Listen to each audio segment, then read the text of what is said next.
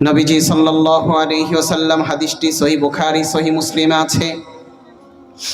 সাহাবী আনাস রাদিয়াল্লাহু তাআলা থেকে হাদিসটি বর্ণিত। সাহাবী আনাস যিনি নবীজির খাদিম ছিলেন, নবী থাকতেন যেখানে আনাস থাকতেন সেখানে। সাহাবী আনাস বলেন, কুনতু আমশি মা রাসূলিল্লাহি সাল্লাল্লাহু আলাইহি ওয়াসাল্লাম, একদিন আমি নবীজির সঙ্গে কোথাও হেঁটে হেঁটে যাচ্ছি। বিশ্বনবী আর আমি দুজনে রাস্তা ধরে হেঁটে যাচ্ছি। আবার নবীর গায়ে একটা নাজরানি চাদর ছিল, নাজরানি চাদর। যে চাদরটা মোটা সুতার তৈরি, খসখসে সুতার তৈরি।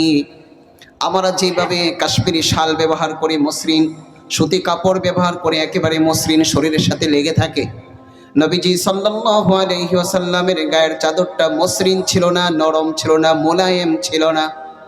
গলিজুল হাসিয়া, পায়ের ছিল শক্ত, খসখসা, ধারালো।